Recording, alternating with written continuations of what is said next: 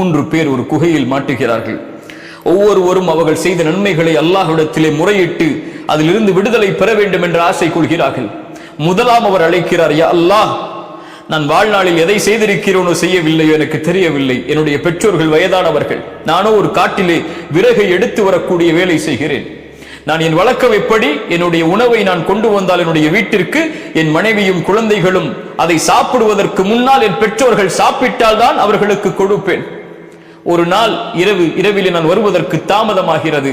என் பெற்றோர்கள் பசியால் உறங்கிவிட்டார்கள். அவர்களுக்காக கொண்டு வந்த உணவை நான் கொண்டு வந்திருக்கிறேன்.